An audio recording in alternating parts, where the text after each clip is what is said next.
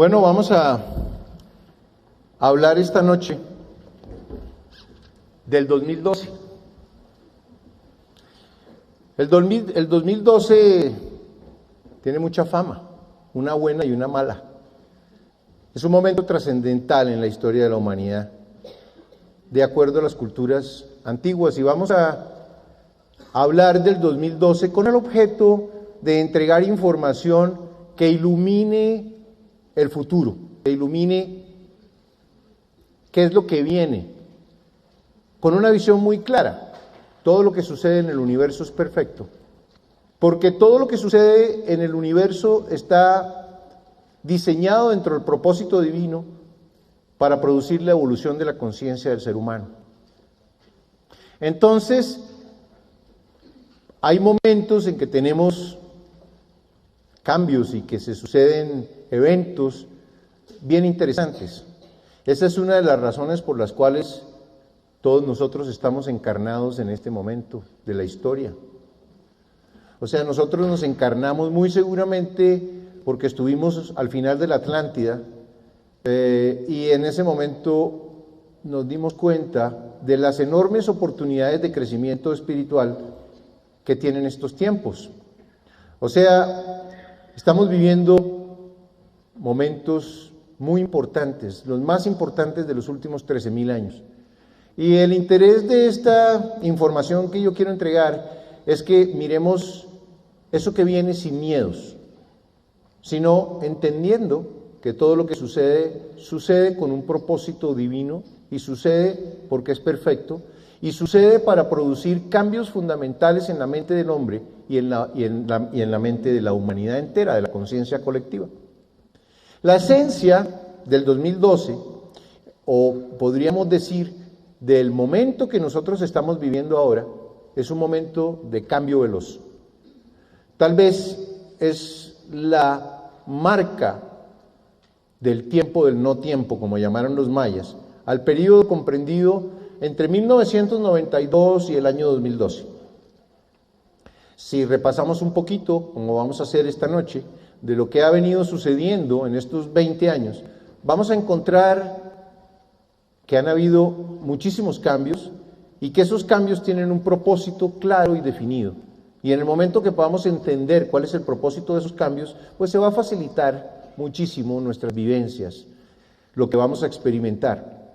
Haciendo un resumen de lo que vamos a estar hablando, podríamos decir que nosotros estamos viviendo una época en la que estamos recibiendo enormes cantidades de energía. Enormes cantidades de energía provenientes del Sol, por eso es que está aumentando la temperatura de una manera tan impresionante. Por eso es que están habiendo tantos huracanes, movimientos, tsunamis, etcétera, etcétera.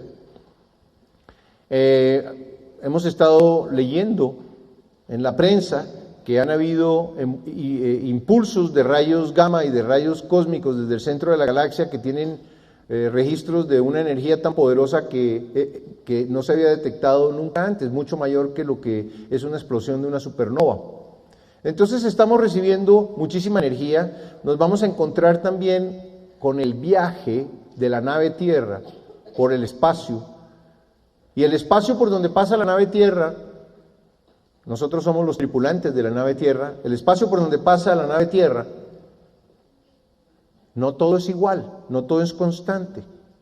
Hay unas zonas que tienen estrellas que brillan en una frecuencia muchísimo más alta que otra. Hay soles que brillan a mayor frecuencia vibratoria que otros. Entonces el sistema, la Tierra, cuando va pasando por estas zonas, soporta diferentes cambios. Es como lo que le pasa a la Tierra girando alrededor del Sol. Hay momentos en que está en invierno porque no le da mucho sol al hemisferio norte o al hemisferio sur y entonces produce cambios de conducta en las personas y en la naturaleza. Cuando viene el verano todo revive y hay muchísima energía. Igual sucede en ese viaje por el espacio. Y estamos en un punto muy importante de ese viaje por el espacio.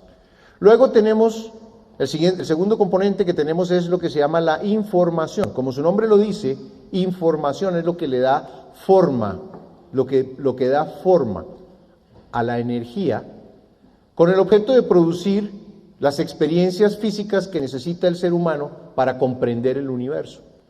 Entonces, la forma, ¿sí?, la da la información. Es la información la que estructura la realidad. Y nosotros en este momento estamos viviendo enormes cantidades de información, como nunca antes en los últimos 13.000 años. Vamos a estar analizando un poco esto, lo que significó Internet, computadoras, satélites, etcétera, etcétera, para modificar la mente del ser humano. Luego tenemos otro componente importantísimo, que se llama la gente. Tenemos muchísima gente sobre el planeta, 6.500 millones de seres humanos están encarnados en este momento en el planeta Tierra. Y nosotros gozamos de una libertad para manifestar nuestros deseos y para manifestar nuestra vida y para tomar las decisiones que querramos hacer con nuestra vida dependiendo del sistema de creencias que cada uno de nosotros tiene instalado. La Babel en la que estamos no es una Babel de lenguas, es una Babel de egos. Son millones de egos que no se pueden comunicar los unos con los otros, porque tienen un sistema de creencias todos distintos los unos de los otros. Y es a través de la interacción del ser humano, de los seres humanos entre sí, que se produce la evolución de la conciencia. Es a través de qué manera me comporto yo con los demás. Genero conflicto con mi comportamiento, se baja mi energía permanentemente, o yo puedo permanecer en paz y armonía. Entonces, la interacción da muchas pistas de qué es lo que está sucediendo en el interior de las personas. Y en este momento, esta cantidad de gente entrega muchísimas oportunidades. Esa interacción de los unos con los otros nos genera muchísimas oportunidades de crecimiento y de adquirir información y de dar saltos cuánticos de conciencia. Y luego tenemos otro componente que es lo que se llama los eventos de destino. El primer evento de destino de este catún, de estos 20 años del tiempo del no tiempo, fueron las Torres Gemelas. La caída de las Torres Gemelas fue el primer evento de destino a nivel de la humanidad. 3.500 millones de personas vimos simultáneamente caerse esas torres. O sea, estamos hablando de que en ese momento era una masa crítica enorme. Y ha producido unos cambios impresionantes a nivel del planeta, ese hecho fundamental que aparece en las cartas del tarot. La caída de las torres es un evento programado con muchísima anticipación para indicar que comenzaban unos tiempos que estamos viviendo. El objetivo de los eventos de destino, cuando uno vive un evento de destino, si uno como ser humano vive un evento de destino, le produce, es como si le movieran a uno el tapete. Cuando a uno le mueven el tapete, está viviendo un evento de destino. ¿Qué produce eso? Produce muchísimo sufrimiento, produce encuentros con la verdad en el interior del ser humano. O sea, los eventos de destino tienen una función muy importante. La primera función que tiene es acercar el hombre a la muerte. El momento en que nosotros nos acercamos a la muerte es el único momento en que nos hacemos neutros para observar nuestra propia vida. Porque es el único momento en que nosotros examinamos nuestra conducta y decimos, yo sí he cumplido con lo que vine a vivir, yo sí he aprendido y he comprendido lo que vine a comprender, o no, o qué he estado haciendo con mi vida. Entonces, estos eventos tienen una función muy importante, que es la de producir la evolución de la conciencia. Y los eventos de destino tienen por objetivo romper estructuras mentales. El hombre, a medida que va adquiriendo información y va envejeciendo, llega un momento en que su mente se cristaliza. Cuando la mente se cristaliza, ya no quiere recibir más información. Y no quiere recibir más información porque cree que la que tiene ya es suficiente, que ya se la sabe todas. Entonces, en ese momento, el proceso de aprendizaje del ser humano se hace ineficiente para el universo. Y por eso es que sucede la muerte. Entonces, igual sucede a nivel de la humanidad. O sea, la humanidad también tiene un cuerpo físico y ese cuerpo físico también tiene una vida media. La vida media del cuerpo físico de la humanidad es 13.000 años. Ahora vamos a entender por qué y de dónde sale esa información, etcétera, etcétera. Pero a la humanidad también hay que romperle las estructuras mentales en un momento determinado con el objeto de que se produzcan nuevas experiencias de aprendizaje y que permitan ver el universo desde puntos de vista distintos al que normalmente ha mantenido la humanidad durante muchísimo tiempo. 13.000 años es un jurgo de tiempo. Además, el universo está diseñado de que siempre hay una era de oscuridad y una era de luz, una era de oscuridad y una era de luz, como el día y la noche, como es arriba es abajo. Y estamos a punto de entrar en la era de luz. Pero para entrar en la era de luz, cuando más oscura es la noche, es en el amanecer. Es cuando más oscura es la noche. Entonces, ¿cuál es el objetivo de esos eventos de destino? Romper estructuras mentales para poder producir un salto cuántico en la humanidad. Y ese salto cuántico lo que va a traer como consecuencia es una nueva era. Cuando hemos oído hablar de esto de una manera muy trillada, la nueva era. Pero la nueva era, ¿qué es lo que es en esencia? Es una realidad cuántica. ¿Qué es una realidad cuántica? La realidad cuántica es una realidad mágica. Yo produzco mi realidad, mi pensamiento manifiesta. La sumatoria de los pensamientos de todos los seres humanos producen lo que se llama la conciencia colectiva. Y la conciencia colectiva es lo que manifiesta la realidad, la que estamos experimentando todos los días. Entonces, esa nueva era es la realización en todos los seres humanos de que yo tengo el poder sobre mi vida, de que yo no soy víctima de las circunstancias y de las situaciones, de que yo no estoy sujeto a la suerte o no estoy sujeto al azar. Lo que está sucediendo en mi vida es porque yo lo he manifestado. Esa realización es lo que va a traer la nueva era. La nueva era también va a generar otro proceso que es todo el aumento de energía vital y todos los elementos que vienen, como vamos a hacer el análisis más tarde, todo lo que significa el cerebro medio, que en un momento dado captaba las frecuencias infrarrojas,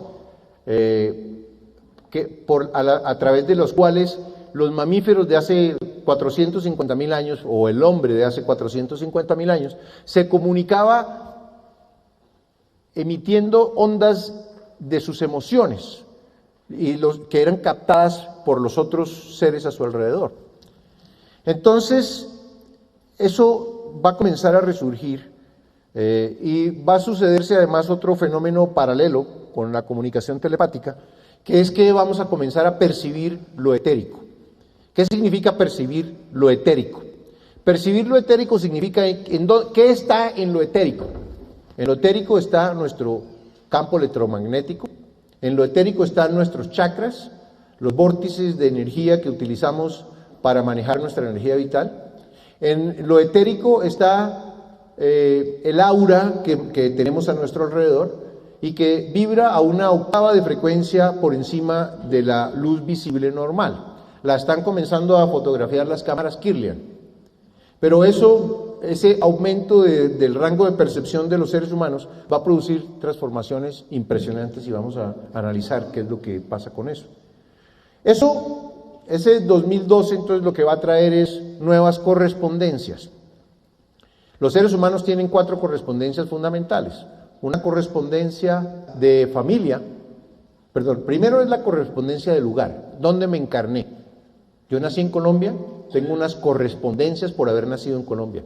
Yo nací en la India, tengo otras correspondencias culturales, psicológicas, familiares, etcétera, etcétera. Se llaman las correspondencias. Las correspondencias es lo que determina el destino de los seres humanos, el aprendizaje que venimos a tener.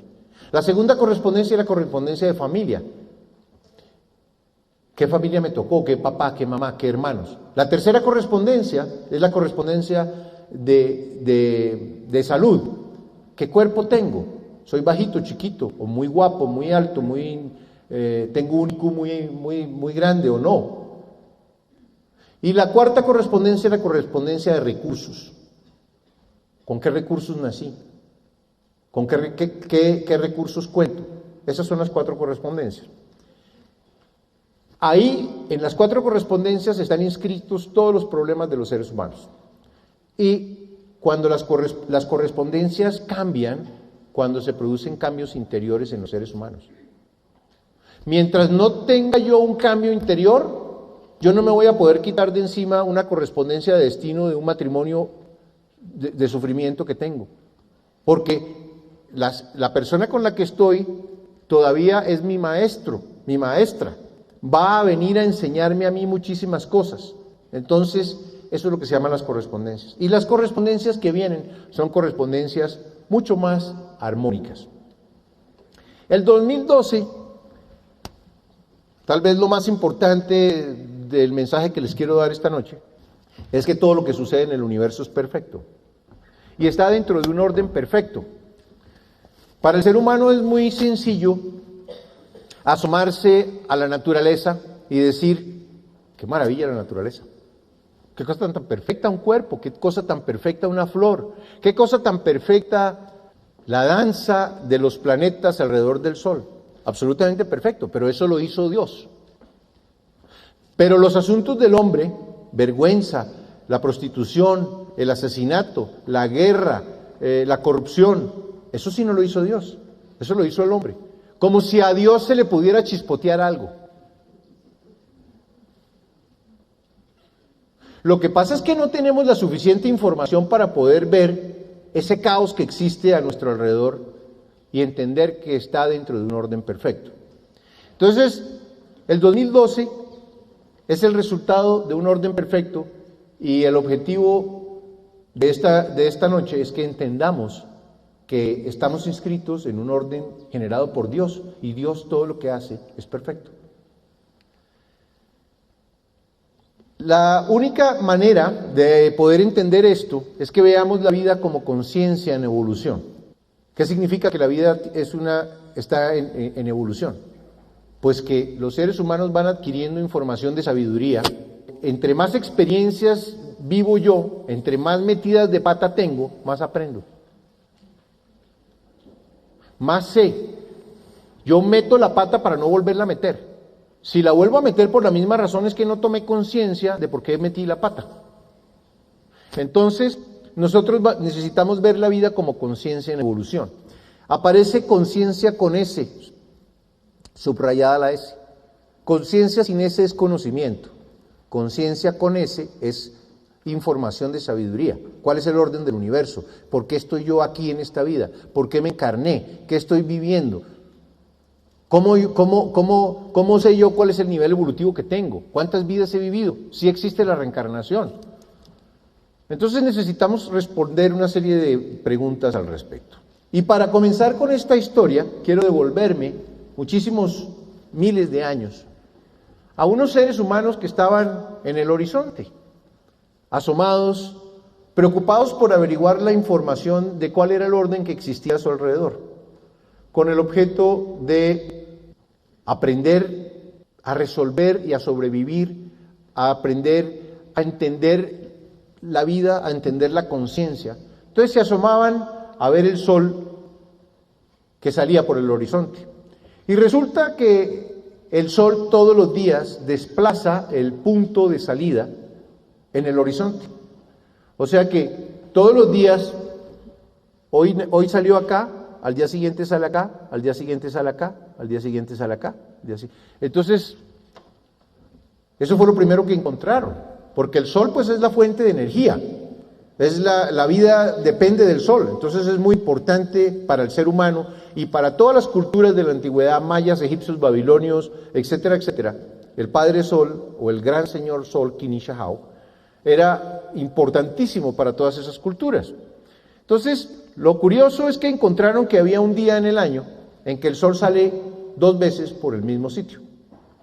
Y ese día en el año se llama el equinoccio de primavera, que ocurre en el primer semestre del año, y en el segundo semestre del año hay otro equinoccio que se llama el equinoccio de invierno. Entonces, digamos que todos los días el sol se desplaza en el horizonte de manera regular, pero hay 2 días en verano y 2 días en invierno en que el Sol repite el punto de salida. Entonces, esto tan raro, ¿qué significa esto?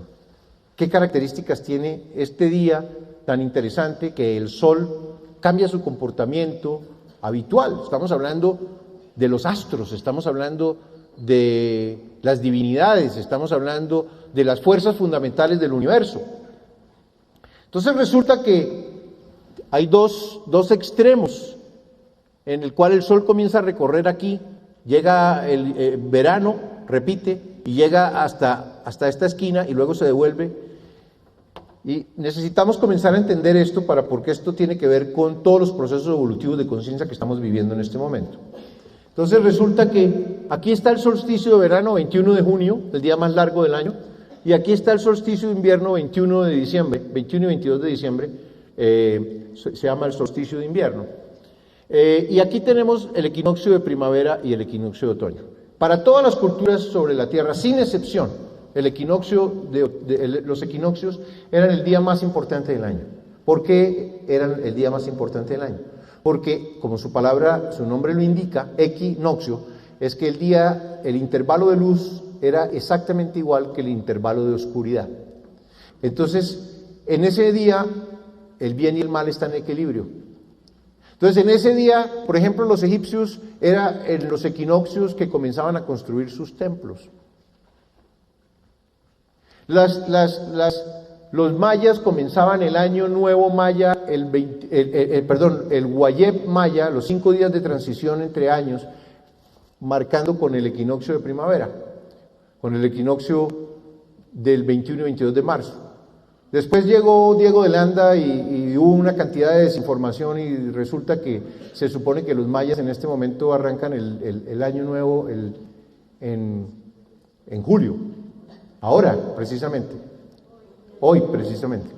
Pero ese es un cuento chino, ese no es un cuento maya. Pero vamos a ir entendiendo por qué y cuál es la importancia que tiene esto que estamos hablando. Si nosotros miramos el movimiento del planeta Tierra, del planeta Tierra alrededor del Sol, resulta que la posición más importante para todas las culturas se llama el equinoccio de primavera. De hecho, se llama el punto vernal, el equinoccio de primavera. Con relación a ese punto, se mide todos los movimientos de la evolución de la conciencia, se miden todas las constelaciones, se mide todas las cosas. Entonces era un día súper importante, porque era el día de igualdad de noche y luz. El planeta va girando y genera las 4 estaciones, el verano, primavera, verano, otoño e invierno, y se generan 4 posiciones en el planeta Tierra, que son las 4 esquinas de las que hablaban los mayas y los egipcios y los babilonios y los hindúes, tienen que ver con ese movimiento del planeta Tierra. Estas 4 esquinas, el solsticio determina que el verano terminó y comienza el otoño. El equinoccio de otoño determina que arranca el invierno. El solsticio de invierno determina que arranca la primavera. Si nosotros miramos esto desde otro punto de vista y vemos las 2 gráficas simultáneas, entonces vamos a entender que estas salidas que están aquí con relación al Sol, aquí esta corresponde a cuando la Tierra está aquí. Entonces el Sol le está pegando de esta manera al planeta. Y en el solsticio de invierno, la Tierra está en esta posición. En el equinoccio de otoño, ¿por qué aparece el equinoccio de otoño y el equinoccio de primavera en el mismo sitio? Porque la Tierra está sobre el mismo eje este. Entonces la Tierra se mueve así, llega hasta acá, se mueve hasta acá y se devuelve para acá, etc. Este es el movimiento normal de la Tierra visto desde el horizonte terrestre. Una persona mirando el Sol desde el horizonte creía que era el Sol el que se movía alrededor de la Tierra. Después entendimos que no era así, sino que era la Tierra la que gira alrededor del Sol. Entonces nosotros nos encontramos con que las posiciones de los astros son fundamentales para el ser humano por la recepción de energía vital que recibimos de esos astros. O sea, nuestra energía vital depende del Sol. El Sol se apaga y todo el mundo se duerme. El Sol baja de intensidad y entra el invierno. Los osos hibernan. El Sol brilla con intensidad y las flores salen y los árboles se llenan de frutos. Entonces, desafortunadamente el hombre del siglo XX está totalmente desconectado del sol, de la luna, de las estrellas y de todas las cosas que tienen que ver con el universo. Nosotros nos regimos en este momento por un tiempo mecánico que no tiene nada que ver ni con el sol, ni con las estrellas, ni con nada. Tenemos 12 meses, los más locos y absurdos, de diferentes días, de diferentes fechas que no corresponden con la luna, ni con el sol, ni con las estrellas, ni con nada, y nadie sabe en qué momento nos encontramos. Entonces este punto vernal, o sea, el punto en el que el sol sale el 21 de marzo y el 22 de marzo, era importantísimo para todas las culturas. ¿Por qué? Porque el Padre Sol detiene su camino para recibir el homenaje del hombre. Pero el hombre del siglo XX se le olvidó el sol. El sol eso es como un bombillo ahí que lo único que nos interesa es como la empresa de energía eléctrica, cuánto llegó la cuenta. Pero resulta que es un elemento fundamental. Ahora, ¿qué pasa? Todas las culturas construían pirámides, observatorios astronómicos, con el objeto de seguir los movimientos de los astros, porque los movimientos de los astros eran fundamentales para el ser humano, porque determinaban cómo se movía la energía, etcétera, etcétera. Entonces resulta que vamos a asumir que nosotros nos encontramos en la plataforma superior de la pirámide de Tikal, mirando al horizonte, y allá se ve el sol que sale 2 veces seguidas al amanecer, 2 días seguidos. Entonces, las fiestas en honor del sol, y como estamos hablando de días de neutralidad, el equinoccio es el día de neutralidad, ¿en qué momento comenzaban los Guayeb? Pues en el momento de neutralidad del año. No comenzaban el 1 de agosto, comenzaban el 21, el 22 de marzo era el Guayeb número 1. ¿Y cómo lo localizaban ellos? Pues porque el sol repetía la salida por el horizonte. No había pérdida. No necesitábamos nadie que nos viniera a explicar cuándo sucedía esto. Ahora, en esta plataforma que nos encontramos mirando el horizonte, las fiestas en honor al sol arrancaban por la mañana y en la noche seguíamos mirando para allá. Y cosa curiosa, la bóveda celeste, en el punto vernal, los mayas tenían, haga de cuenta que tenemos una plataforma aquí donde estamos parados y teníamos otra pirámide como a unos 300 metros, como en Tikal, y a esa pirámide tenía una cresta que tenía varitas de referencia para poder medir, registrar los movimientos de los astros. Y tenemos estas varitas que están aquí. Vamos a asumir que estamos viendo qué pasa esa noche. Entonces la bóveda celeste sube a la latitud de Tikal. Estamos hablando de Tikal en este momento, la capital del mundo maya, en el mundo clásico maya. Entonces sube, quiere decir que por la noche sube. Entonces hasta ahora todo va bien, ¿no? No había ningún problema. Se desplazan las estrellas y yo estoy siguiendo una de estas estrellas, porque cada una de esas estrellas para todas las civilizaciones antiguas encarnaba una divinidad. Entonces, pero ¿qué pasa al año entrante? Resulta que en el año entrante la bóveda se corrió para la izquierda. O sea, la estrella que estaba saliendo aquí en el año 2000, en el 2001 se movió para la izquierda. Sigue subiendo por el mismo punto, pero está desplazada. Y como yo la estoy localizando y la estoy registrando, pues para mí es muy fácil entender que algo estaba pasando con la bóveda celeste. Ahora, estamos aquí mirando una superposición de las dos imágenes 2 años seguidos. Aquí hay una estrella y aquí está la otra. O sea que la bóveda se corrió hacia el oeste. El sistema solar se mueve, fue la conclusión en ese momento. Entonces, si el sistema solar se mueve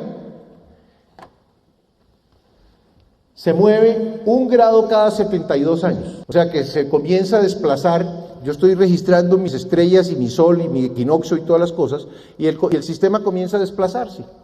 ¿Por qué esto es tan importante? Lo vamos a entender ahora más tarde, porque tiene que ver con todo el proceso evolutivo de la conciencia y con el tiempo que estamos viviendo en este momento. 1 grado cada 72 años, la luna llena en el cielo, cuando la vemos, tiene medio grado, o sea que 1 grado es 2 lunas, pues es una distancia considerable.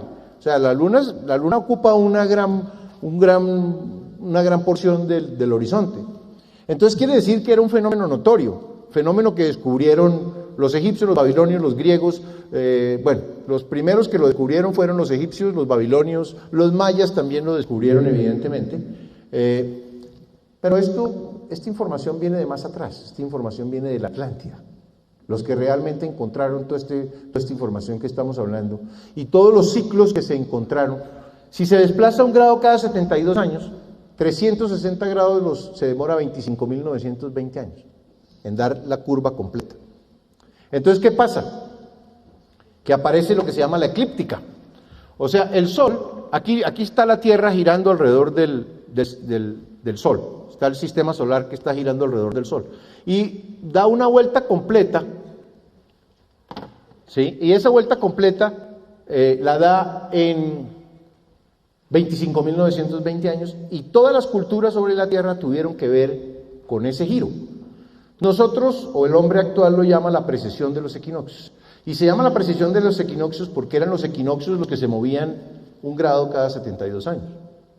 Entonces, los mayas, vamos a hablar de tres tipos de información esta noche. Primero, de información maya; segundo, de información egipcia; tercero, de información hindú; y cuarto, de información del año 2007, estamos ahora, ¿no? Del año 2007. Entonces, para los mayas, curiosamente, ellos veían que ese giro se daba alrededor de las Pléyades. Si nosotros hacemos un zoom in a las Pléyades, vamos a estar viendo que es un conjunto de estrellas absolutamente hermosas, que están ubicadas alrededor de un sol, o que llamamos nosotros, el hombre del siglo XXI, se llama Alción. Alción, para los egipcios y los judíos, Alcione o Alción significa ciudad de Dios, ¿sí? O sea, este sitio era muy importante. Para los árabes era Al-Wasat, que significa la estrella central. Y para los babilonios, Alción se llamaba Temenú, que significa la piedra base para los babilonios. O sea que estamos hablando de que algo está pasando ahí que es interesante para todas las culturas antiguas sobre la Tierra. Cuando nosotros miramos a las Pléyades, podemos decir que las Pléyades, pues son 7 hermanas que son hijas de Atlas. Bueno, tienen una historia que no vamos a entrar a comentar en este momento, pero pues lo curioso es que para los mayas, ese giro alrededor de Alción, al cual ellos llamaban Lamat, ellos no le decían Alción, sino Lamat, era el nombre maya, era el giro del sistema solar en su cuenta numérica maya, 26.000 tunes. Y mientras la Tierra giraba sobre sí misma, giraba alrededor del Sol, mientras el Sol y el sistema solar giraba alrededor de Lamat. Y Lamat entero giraba alrededor del centro de la galaxia en un giro de 260 millones de años. Como nos damos cuenta, aquí comienzan a aparecer fractales, o sea, esto es el mismo número de esto, pero hay diferencias de ceros. O sea, vamos a mirar qué es lo que significa un fractal y por qué es que es importante para mi conciencia. Cuando nosotros nos asomamos al cielo, es muy fácil para nosotros localizar a Orión. O sea, de hecho, la mayoría de nosotros sabemos dónde queda Orión. Y básicamente sabemos dónde queda Orión porque tiene 3 estrellas, Al-Nitak, Al-Nilam y Mintaka, que son muy reconocibles en el cielo.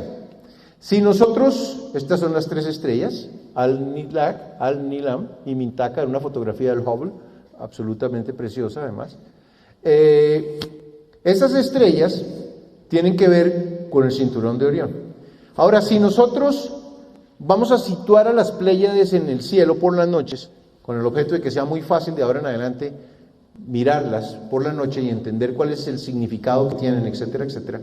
Si nosotros trazamos una línea recta siguiendo la dirección de las 3 estrellas, nos vamos a encontrar con una constelación que se llama la constelación de Taurus, que tiene unas estrellas que se llaman, la más brillante del cielo se llama Aldebarán, la Hayas y Al-Nad.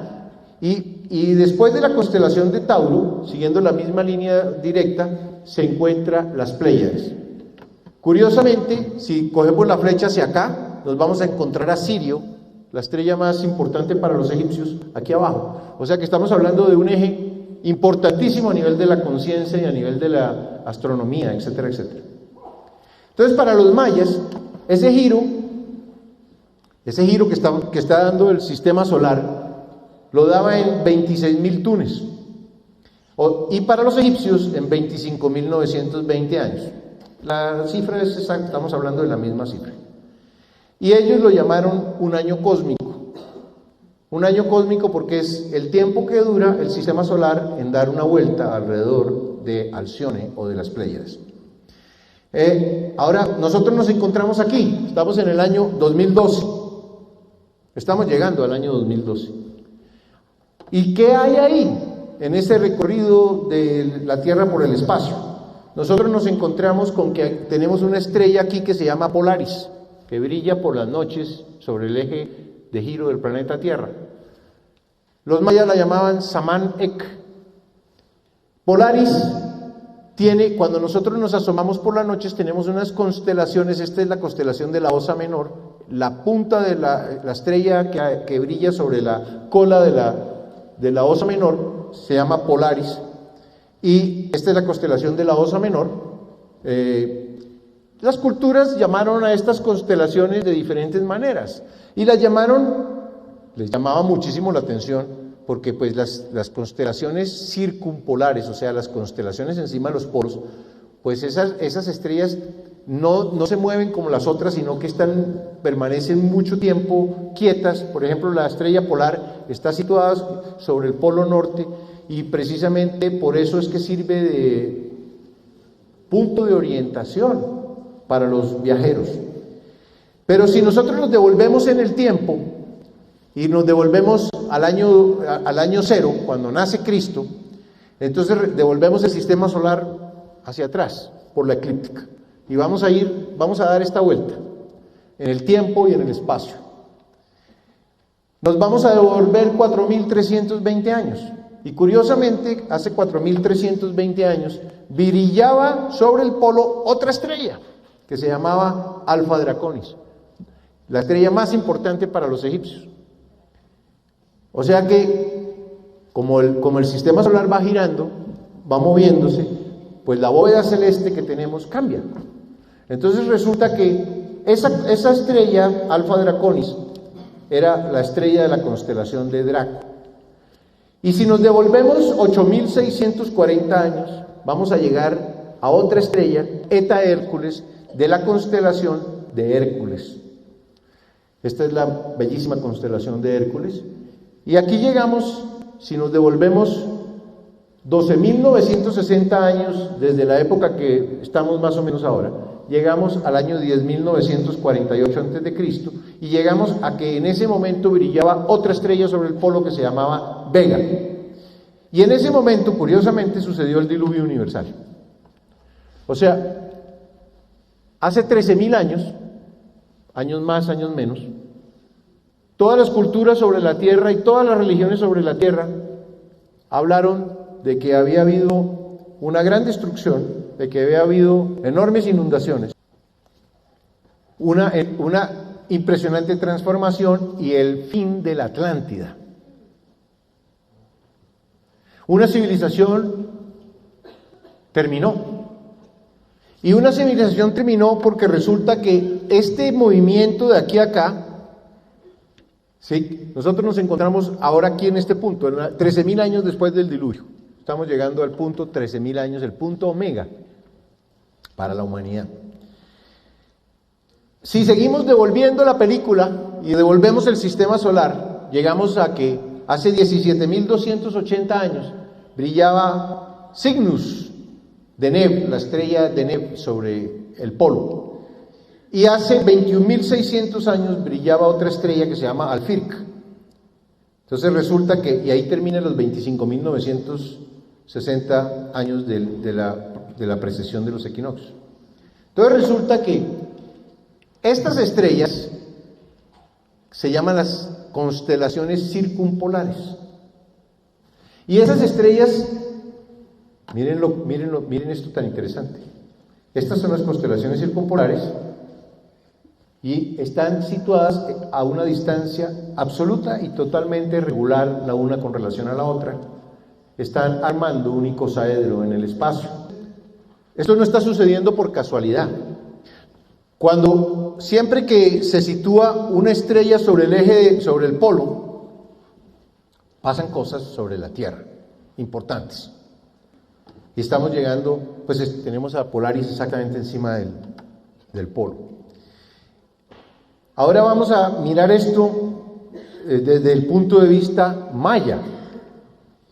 Los mayas que estaban manejando esta medida, manejaron 5 eras. O sea, dividieron este giro en 5. Cada uno medía 5.200 tunes. El tun es el año maya de 360 quines o días. Un kin es un día para los mayas. 5.200 tunes.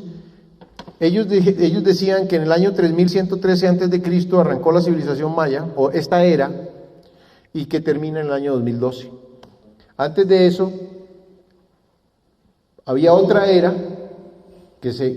y esta es la otra era de 5.200 tunes. O sea que ellos dividían el giro del sistema solar alrededor de las Pléyades en 5 eras.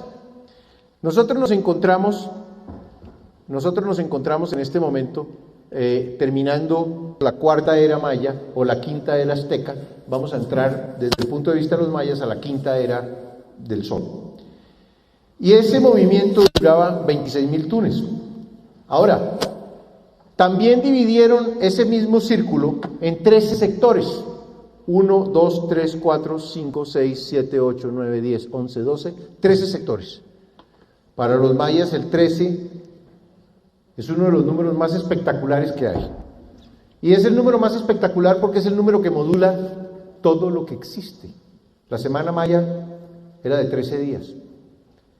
Y si nosotros miramos todas las órbitas de los planetas y miramos todas las relaciones entre los astros, tienen que ver con el número 13.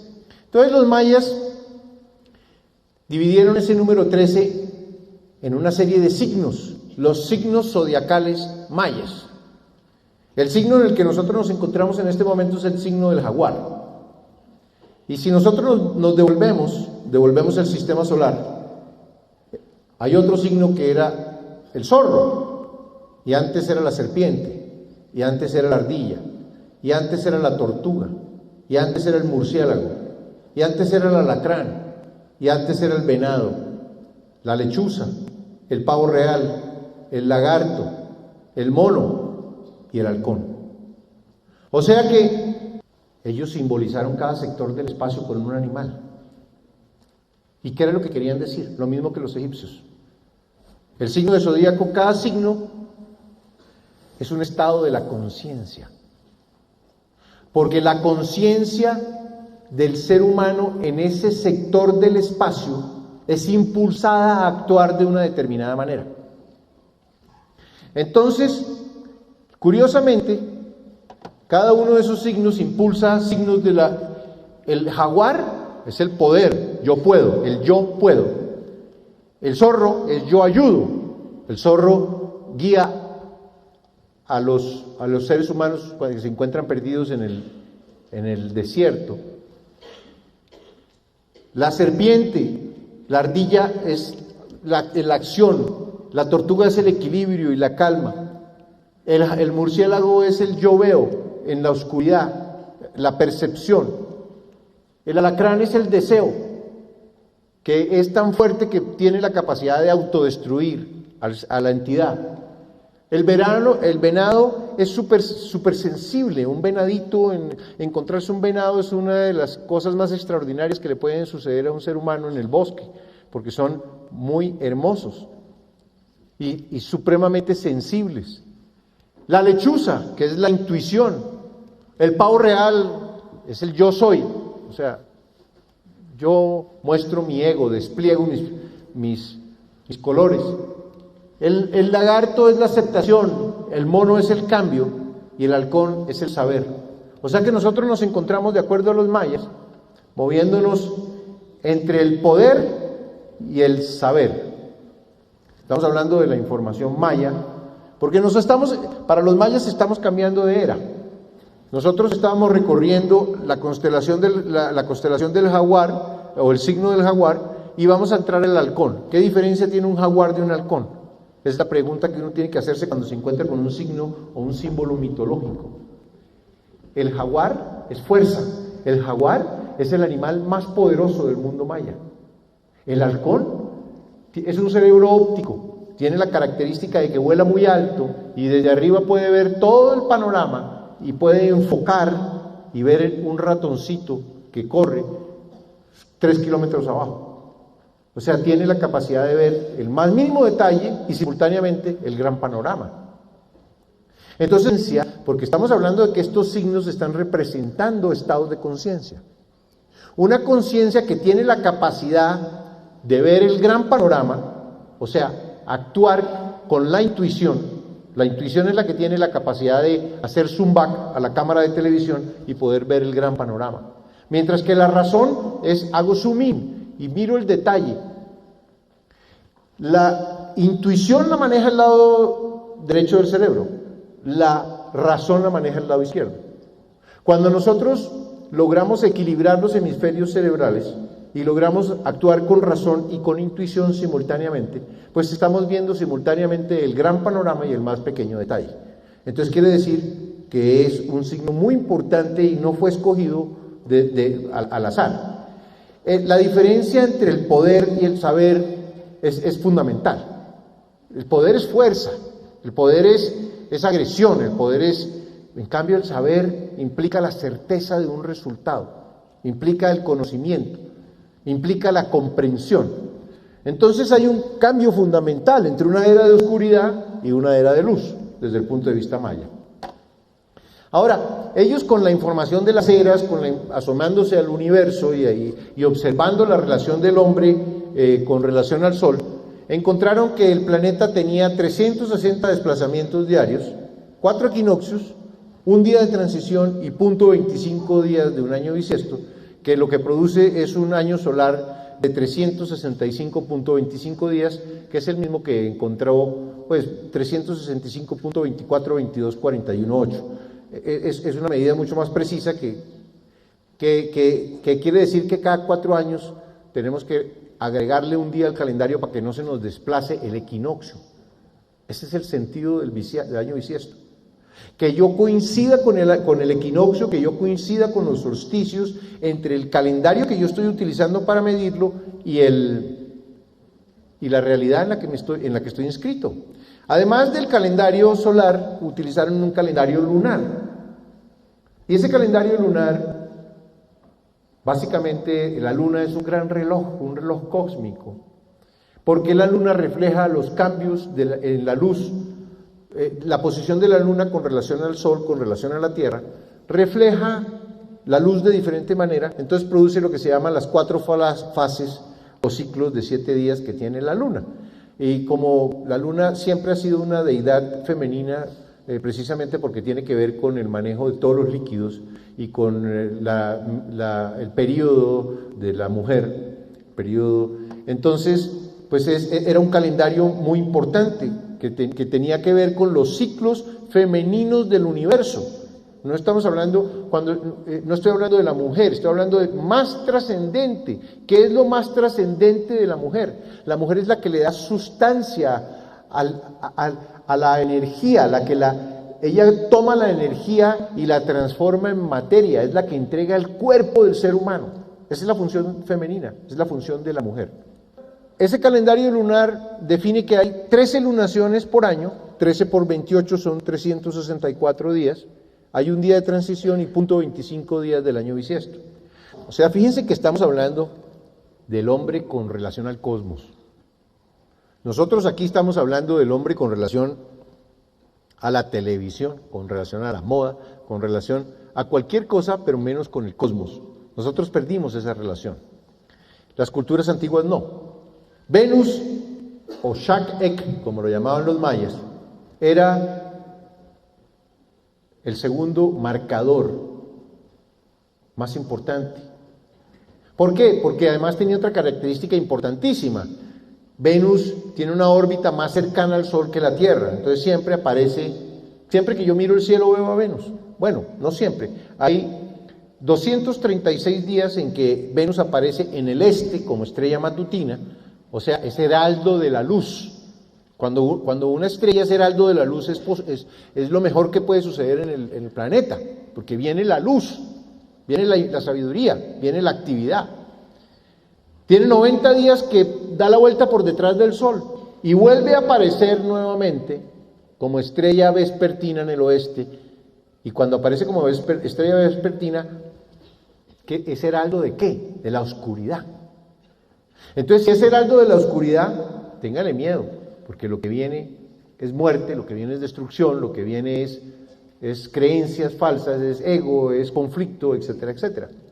Por eso Venus determinaba cuando los mayas o los egipcios, en fin, todas las culturas hacían una serie de ritos que tenían que ver con la oscuridad y se producían, lo marcaba Venus. Y pasa 8 días entre la Tierra y el Sol. Esa rotación da 584 días.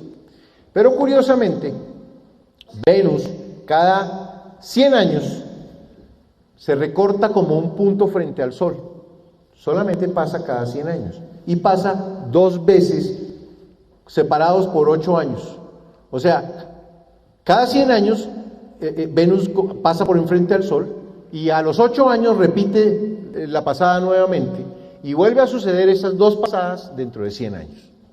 Entonces ustedes podrán entender que cualquier civilización que sabe esto, como los mayas lo sabían, porque Venus era el marcador más importante, ellos no se van a poner a marcar eso en calendarios que el hombre iba a demorar a preguntarse que si el año nuevo maya era el 1 de agosto o no. No, ellos decían 5.200 tunes, hay 104 pasadas de Venus frente al Sol, recortándose frente al Sol. Y ellos marcan, el 8 de junio del año 2004, hubo una pasada de Venus frente al Sol. Y esperamos la siguiente el 6 de junio del año 2012. Cuando los profetas mayas estuvieron hablando de lo que venía ahora, estaban referenciándose no en el calendario de Jesucristo, no en el calendario judío, no en el calendario árabe, no en el calendario del universo. Entonces, el 6 de junio del 2012, las profecías mayas están referenciadas al tránsito de Venus. Venus era tan importante que sincronizaba todos los calendarios, el HAP, que es el calendario solar maya, el Solkin es una pieza extraordinaria, absolutamente preciosa, hermosa en términos de la información que maneja, en términos del significado de las proporciones que tiene que ver con todo el cosmos, con la evolución de la conciencia, con el movimiento de los astros, con los ciclos del hombre, con los ciclos de Dios, etcétera, etcétera. 104 Haps son 146 Solkinis, son 65 ciclos de Venus. O sea, ellos utilizaban a Venus como punto de sincronización de todos sus calendarios. El Solkin, que es el tejido del tiempo, utilizaba 13 semanas de 13 días, ¿sí? 20 semanas de 13 días conformaban el calendario maya. De esto, pues los que estén más interesados pueden echarle una mirada a las profecías mayas, que está esto más explicado. El Solkin, entonces Sol significa cuenta y Kin significa día, la cuenta de los días. Era un calendario importantísimo y tenía 260 posiciones que tenían que ver con, o sea, es un fractal de 26.000, que es un fractal de 260 millones de años, que es está relacionado con 13, que es el número maya por excelencia. Y aquí comienza el cuento que nos interesa más en este momento de nosotros, que tiene que ver con el año 2012. En el año 843, un Chilam, un Ahaukin, un Pul Yahó en Maní, hizo una profecía. Escribió una profecía, la profecía que destruyó al imperio maya, azteca y a todo lo mesoamericano se destruyó por esa profecía de este personaje, que se llamó el Chilam Balam de Maní. En ese momento él dijo, viene una época de 13 cielos, aquí hay 13 cielos, que se llama los Oxlahuj Tiku. Oxlahu es 13, Ti es de y Q es Dios, o sea, los 13 de Dios, que son estos 13 que están acá. Y va a llegar, ¿cómo se llama? Quetzalcóatl o Cuculcán, que en un año 1 caña, y ese día aparece Hernán Cortés en una moto Yamaha 150, y por supuesto pues lo confundieron con Quetzalcóatl, porque Quetzalcóatl era blanco, tenía barba, entonces llegó Quetzalcóatl, entonces le rinde el imperio. Y comienza los 9 infiernos, o los Bolón 9, Bolón significa 9, Tiku de Dios, los 9 de Dios, que son 9 eras de 52 años cada una, 9 periodos de 52 años, que terminaron en 1987. Por eso fue que José Argüelles, que reunió en diferentes sitios de poder alrededor del planeta Tierra, cientos de personas a hacer una meditación, que se pasaban la meditación los unos a los otros. Primero, por ejemplo, en las pirámides de Egipto, después en Chichén Itzá, después, etcétera. Y se generó una cosa que se llamó la primera convergencia armónica maya. Y se festejó en 1987 porque se tenía esta información. En 1987 sucede un Wayeb de transición. O sea, 1987 para atrás es la era de oscuridad, viene un Wayeb de transición de 5 días, arranca 1992, y en 1992 comienza un sector que se llamó el tiempo del no tiempo. Y en ese momento se termina y arranca lo que se llama la nueva era, oscuridad, transición, luz. O sea que lo que nosotros estamos esperando es el parto de los tiempos. El parto de los tiempos significa que pues evidentemente pues vienen algunos dolorcitos. Pero nos podemos quedar mirando los dolores del parto, o qué es más importante, la criatura. Aquí hay mucha mujer. Como siempre, la mujer es más sensible que el hombre y está más evolucionada y más sensible ante lo que está sucediendo. Entonces quiere decir que muchas de ustedes saben lo que significa tener un hijo, y sí, pues hay dolores muy fuertes de parto, pero después, pues la mayoría tienen no 1, sino 2 y 3 veces, 4 o 5 hijos. Hay unas que tienen la heroicidad de tener 18. Entonces quiere decir que la cosa no era tan grave como parecía. Entonces nosotros nos podemos poner a mirar este periodo de transición y de cambio desde el punto de vista del parto. Pues sí, viene el parto, ni modo. Pero ¿qué es lo que Apocalipsis significa? Revelación de una era de luz por venir. Y nos quedamos con el Apocalipsis de la destrucción y con el Apocalipsis de la oscuridad. Quiere decir que en el año 2012, de acuerdo a los mayas, termina la cuenta larga maya. Ellos establecen un calendario que se llamó la cuenta larga, que era muy importante para los mayas. De hecho, todas las estelas en Tikal, en todos los templos mayas, en todas las ciudades mayas, registraban los eventos con relación a esta cuenta larga, que era diciendo, faltan tantos días para que se termine el mundo.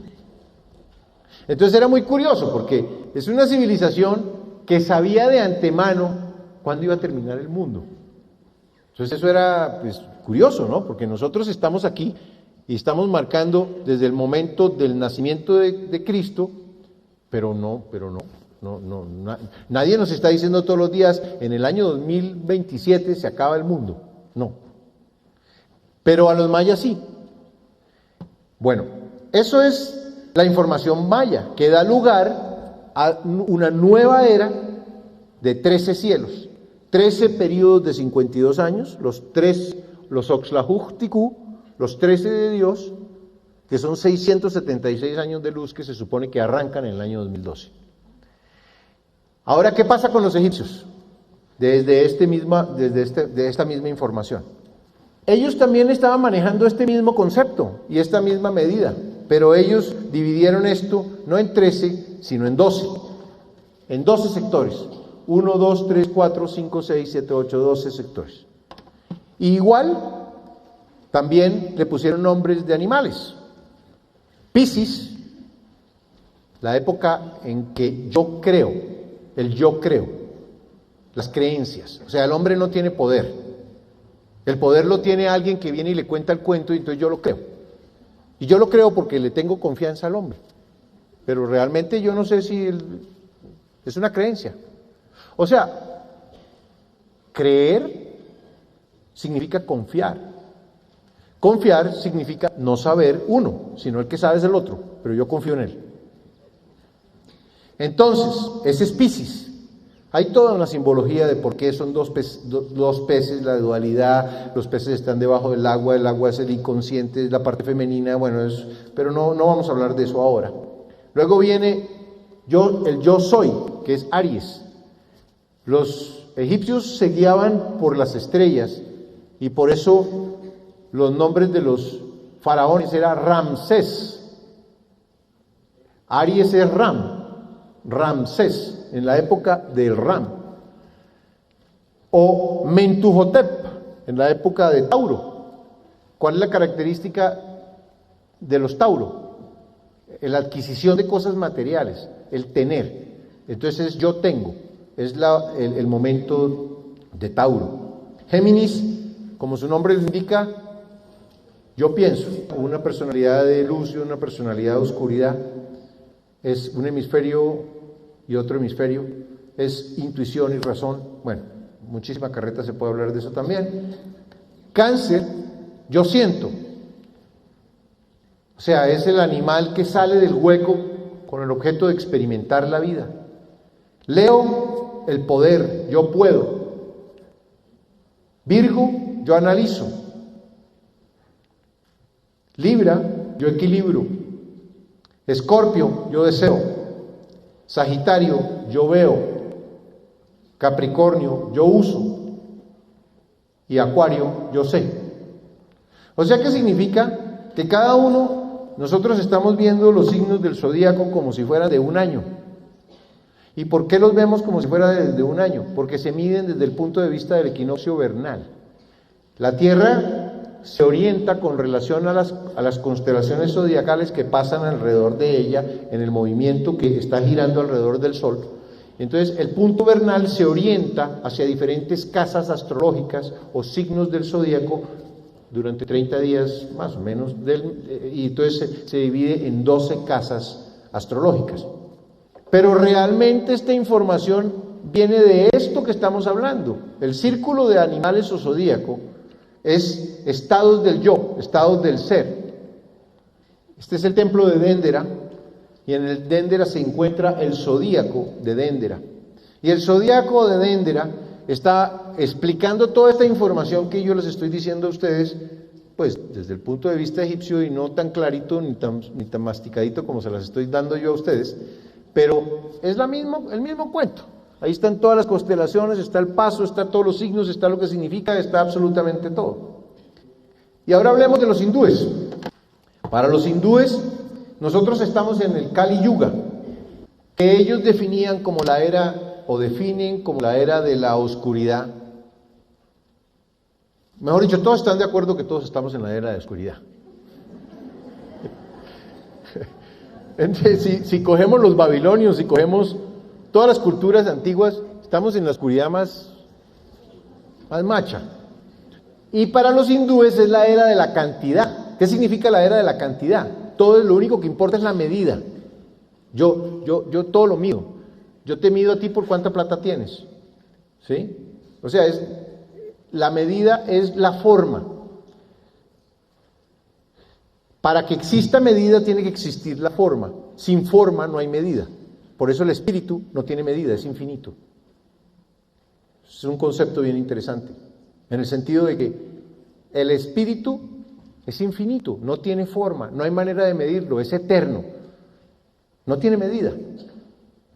Lo que tiene medida es el cuerpo humano, es el ego. es el paso del tiempo, es la personalidad, es el sistema de creencias que tenemos instalado en nuestra mente. Para los hindúes también viene lo que se conoce como el Satya Krita Yuga, que significa el amanecer a la luz y a la espiritualidad. O sea, también se ponen de acuerdo en que viene la luz. Todas las culturas están diciendo, viene un cambio, viene la época de luz. No estoy entrando a profundizar mucho sobre ninguno de los aspectos, sino quiero que pasarles una cierta información que les dé una referencia para poder entrar en el tema que necesito llevarlos. Shiva reencarna para sacar al hombre de los líos en los que se mete cada rato.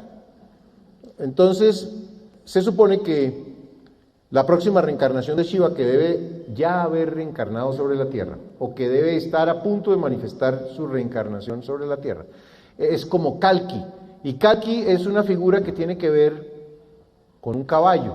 Entonces, hay una relación entre el caballo y la reencarnación de Shiva ahora en el Kali Yuga. Los hindúes dividieron el ciclo en toda la mitad. Ellos no cuentan esta parte porque ellos creen que esto se repite como un espejo invertido. Entonces, aquí está el Satya Yuga, esta es la época de oro, después viene la época de bronce, después se va degradando y estamos en la época de hierro. O sea, es de para abajo. Nosotros estamos convencidos que estamos en el momento más importante de la humanidad y resulta que somos los más bestias de todos. O sea, estamos en la oscuridad más impresionante del mundo, de la historia, perdón. Resulta que hemos ido bajando de nivel de información, porque después del diluvio, en lo que llamaron los egipcios el Septepi o el nuevo comienzo, a la tierra vienen seres extraordinarios que vienen a sembrar el conocimiento. Son los de los mitos, los que se convierten en figuras mitológicas. Vienen a sembrar el conocimiento, vienen a enseñarle al hombre la agricultura, vienen a enseñarle al hombre las leyes, vienen a enseñarle al hombre la arquitectura, vienen a enseñarle al hombre, bueno, la astronomía, toda la historia de la precesión de los equinoccios que ellos se han pasado 13.000 años midiendo.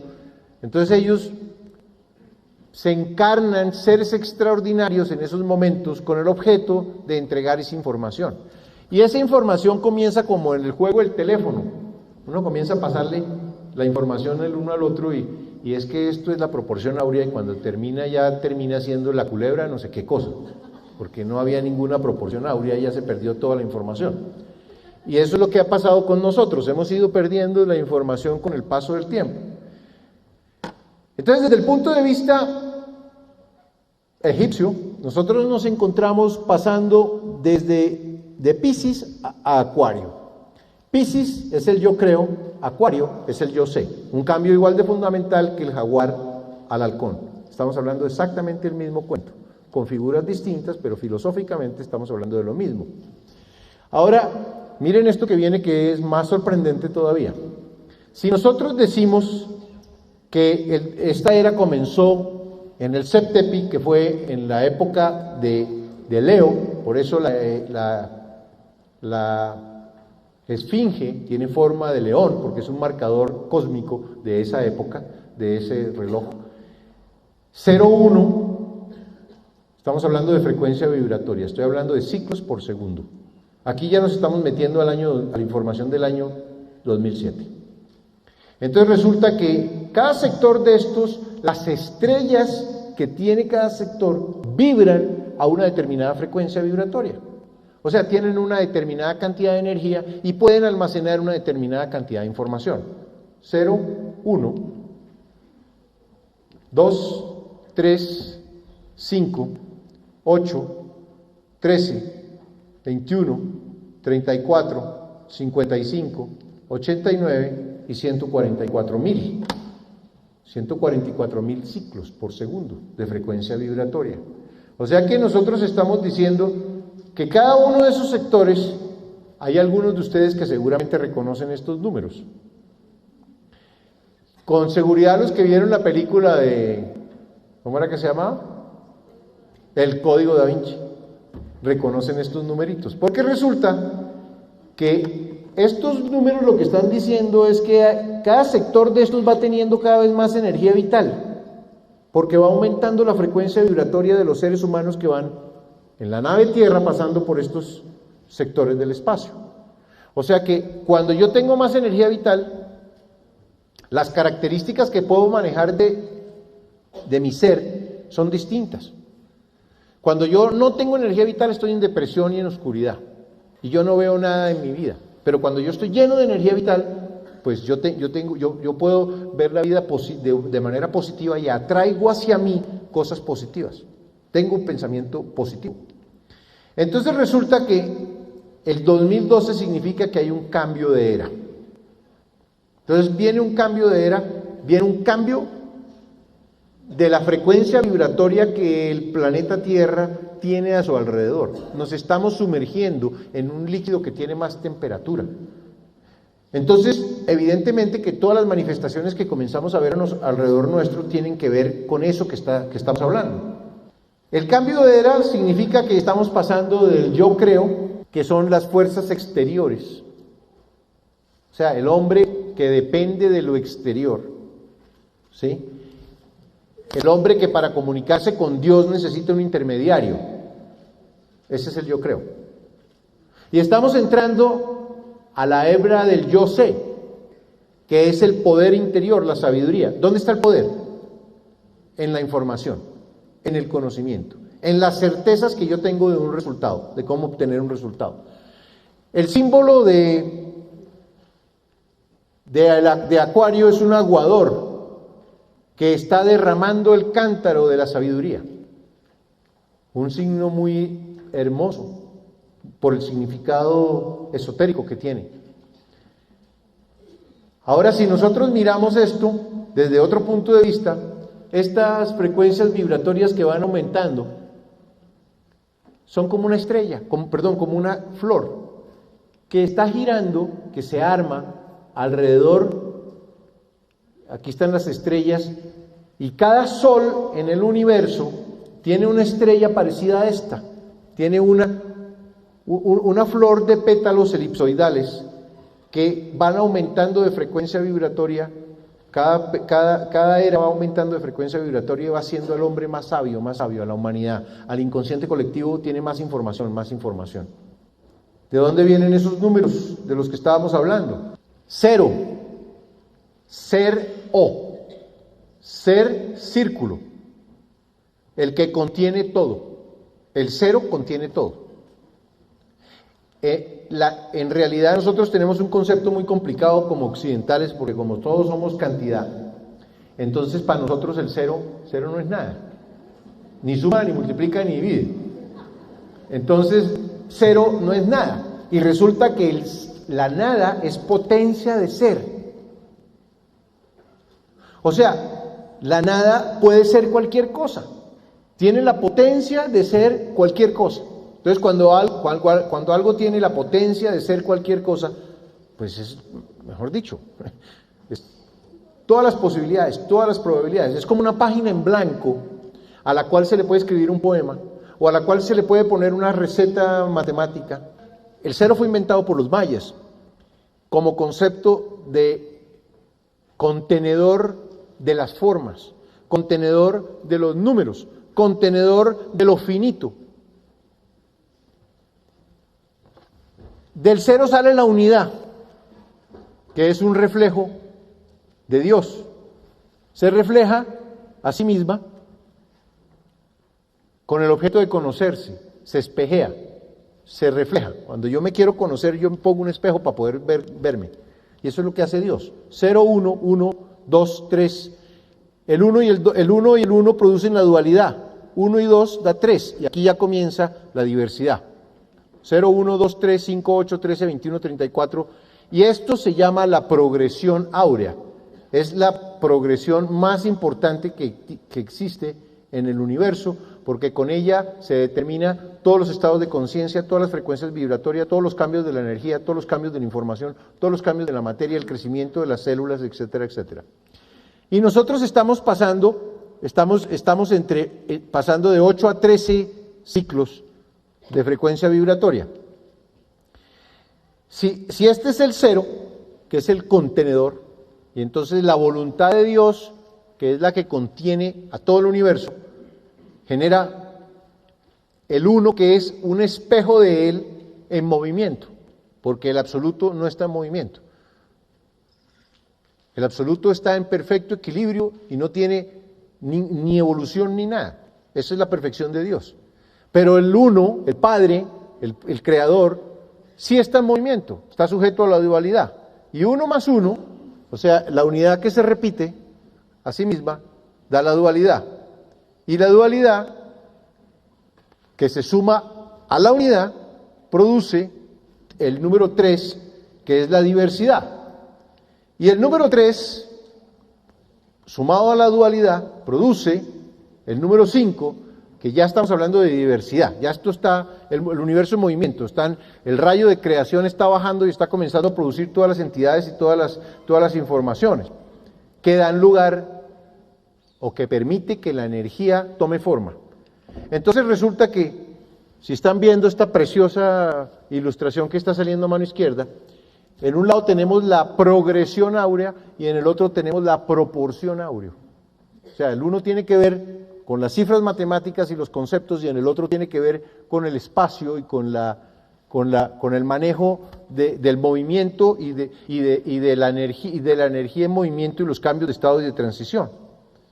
Y así esta elipse, que es la que genera la proporción áurea y la progresión áurea, es la que permite que exista la memoria, que es la que permite que exista en los seres humanos que acumulan información y todo en el universo. O sea, estamos hablando de la información divina, del símbolo más importante de información divina que tenemos. Bueno, si nosotros examinamos un poquito esto con un poquitico de cuidado y nos damos cuenta que, pues lo que les dije, resulta todo sale del 0 y del 1. 1 más 1 da 2, 2 más 1 da 3, 3 más 2 da 5. O sea, una cifra se suma a la siguiente y va produciendo esta proporción áurea. Cuando nosotros lo miramos desde el punto de vista matemático, vamos a encontrar que el número dividido por el que le sigue, va a llegar a una constante que se llama la constante de la progresión áurea o la proporción numérica, que es el 0.618034. O sea, la progresión comienza a haber 1.5, 0.6, pero cuando llega al paso 15, de ahí en adelante, todas las sumatorias de ahí en adelante siempre producen estas cifras, 0.6180 y 34. O sea, entonces aparece un número mágico, que es el número que utiliza Dios para crear el universo, para crear la realidad. Pero si nosotros cogemos en esa progresión y no dividimos el número por el posterior, sino por el anterior, o sea, el 1 sobre el 1, el 3 sobre el 2 que lo antecede, el 5 sobre el 3 que lo antecede, comienza a salir exactamente la misma cifra que salía antes, pero se le agrega la unidad y da 1.618034. Entonces estamos hablando de que aquí hay números mágicos que son los que ordenan el movimiento de los astros, que son los que ordenan la evolución de la conciencia, que son los que ordenan absolutamente todo en el universo y son los que producen la evolución. ¿Qué es evolución? Yo evoluciono cuando tengo más información de sabiduría. ¿Qué es información de sabiduría? Información de sabiduría son certezas sobre cómo funciona el universo, sobre qué es la vida, sobre qué es la conciencia, sobre qué es la muerte, sobre qué es la divinidad. Eso es sabiduría. Lo otro se llama conocimiento, saber dónde queda la capital de tal país, eso se llama conocimiento. Pero sabiduría, cuando yo voy adquiriendo cada vez más información de sabiduría y yo voy entendiendo y teniendo certeza sobre el resultado de una acción que yo hago, que yo actúo, en ese momento soy sabio, porque yo ya sé algo, yo lo sé porque lo viví en carne propia. Eso es lo que significa ser sabio. Entonces aquí llegamos a un punto de quiebre en el cual, para seguir adelante, necesitamos entender que estamos inscritos en un orden perfecto, que hay que comprender que la conciencia que nosotros tenemos evoluciona, o sea que nosotros vamos adquiriendo cada vez más información que nos permite vivir de manera más armónica, que nos permite tener menos conflicto con los demás. Eso es lo que se llama la armonía. Cuando yo estoy más armónico, pues no pongo mi energía vital en cortocircuito. Si yo no pongo mi energía vital en cortocircuito con el polo, yo tengo mi polo negativo o el positivo, el que quieras, pero lo pongo en cortocircuiteo con el ego de otra persona, pues él y esa persona y yo, ambos bajamos los niveles de energía vital que tenemos. Y si eso se hace todos los días, pues uno entra en depresión, porque perdí mi energía vital. Entonces quiere decir que un componente esencial de la evolución de la conciencia es la energía y otro componente esencial de la evolución de la conciencia es la información. Entonces yo, para poder aceptar que yo existo en un orden perfecto, tengo que comprender que la conciencia evoluciona. Que el hombre evoluciona desde la animalidad hasta la iluminación. O sea, no es que la iluminación suceda de manera espontánea. O sea, no, el proceso de la animalidad a la iluminación es lo que se llama la evolución de la conciencia.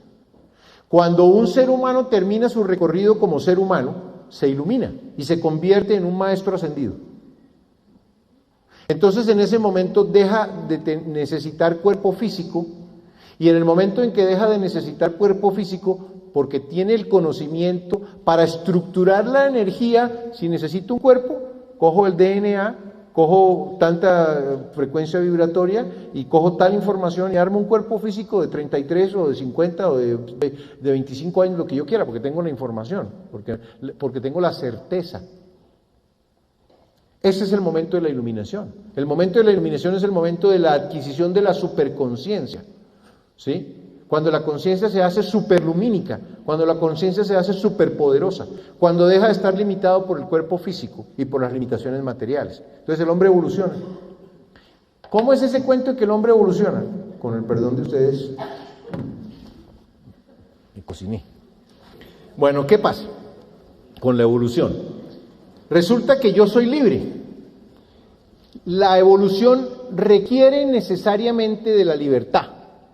Porque si yo no soy libre, yo no soy responsable. Si el universo es determinista, o sea, todo lo que va a suceder ya está escrito, yo no tengo ninguna libertad. Esa era la discusión de de San Agustín en su época, cuando todo el cuento del pecado original y todos esos cuentos raros. Soy libre. Nosotros necesitamos ser libres para poder ser responsables de lo que hacemos. ¿Por qué? Porque es que nosotros aprendemos es con el resultado de nuestras decisiones.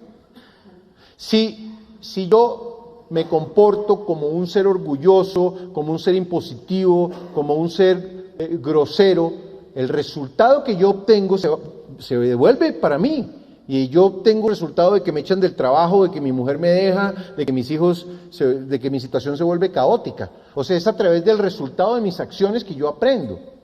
Pero entonces todos somos libres porque podemos pensar, decidir y actuar basado en lo que cada uno de nosotros cree que es verdad.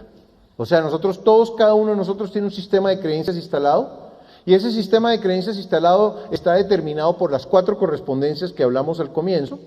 Y ese sistema de creencias que tenemos instalado nos hace actuar en base a lo que nosotros creemos que es verdad para nosotros. Pero eso no quiere decir que estemos actuando desde el punto de vista de lo que es verdadero en el universo. Porque la mayor parte de las veces lo que obtenemos es un resultado de sufrimiento, no un resultado de armonía en nuestra vida. Entonces, si yo estoy obteniendo un resultado de sufrimiento y no de armonía en mi vida, evidentemente estoy actuando de manera equivocada. Entonces, pero cada uno es libre de actuar.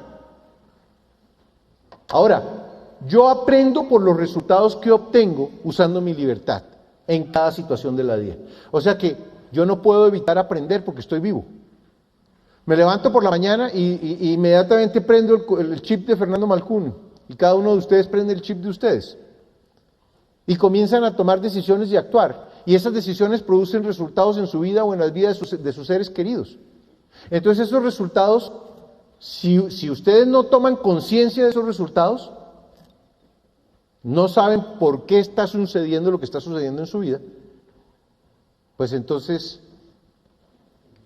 le pueden decir a la vida, es que yo creo en la suerte, o es que me tocó en suerte un jefe horrible, pero nosotros realmente aprendemos con los resultados. Cada acción que hacemos en la vida nos produce un resultado de sufrimiento o un resultado de armonía, una de las dos cosas, no hay sino esas dos posibilidades.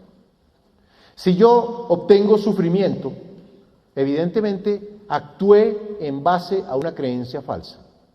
Por ejemplo, una de las creencias falsas es que uno no debe ser hipócrita y que le debe contar a todo el mundo las 7 verdades. O las 4, yo no sé, hay unos que dicen que son 4, otros que dicen 5, pero de todas maneras son muchas verdades que uno le tiene que decir al otro para que el otro sepa cómo es que lo ve uno a él. ¿Sí? Entonces, esas 7 verdades, lo único que producen es conflicto y sufrimiento y dolor, y pérdida de energía vital, y pérdida del amigo al que le contó uno las 7 verdades. Entonces resulta que nosotros tenemos resultados de sufrimiento o resultados de armonía en nuestra vida. Quiere decir que cada decisión que nosotros tomamos todos los días genera efectos directos en mi vida. Cada decisión. Yo tomo una decisión, hago esto, no lo hago lo otro, voy a obtener un resultado. Y es en base a los resultados que aprendemos. Si yo acierto en mi actuar, 2 puntos. O sea, ahí no pasó nada. Me pareció perfecto, ni siquiera tomo conciencia de qué es lo que estoy haciendo, porque todo resultó perfecto en mi vida. Pero si yo me equivoco en mi actuar, entonces lo que yo obtengo es desarmonía. Lo que yo obtengo es conflicto. Lo que yo obtengo es angustia. Lo que yo obtengo es depresión. Lo que yo obtengo es dolor. Pero evidentemente eso no es lo que yo quiero buscar. O sea, evidentemente me equivoqué. Evidentemente actué y el resultado que obtuve en mi vida no era el que yo estaba buscando. ¿Qué pasa con el sufrimiento? Yo pierdo mi paz, pierdo mi energía, pierdo mi armonía, baja mi energía vital, y cuando eso sucede, comienzo a vivir situaciones de desequilibrio. Y esas situaciones de desequilibrio y de dificultad se manifiestan en mi vida, y se manifiestan en mi vida con el objeto de que yo tome conciencia de que estoy actuando mal, de que estoy actuando de manera desarmónica y que estoy actuando en base a mis creencias falsas que tengo instalados en mi ego y no en base a las verdades del universo. Esa es la manera como el universo nos enseña. Entonces resulta que yo sufro. Y cuando sufro, yo no tomo conciencia de por qué estoy sufriendo, sino que yo le echo la culpa a los demás. La culpa la tiene mi mujer. O la culpa la tiene mi jefe. O la culpa la tiene el presidente.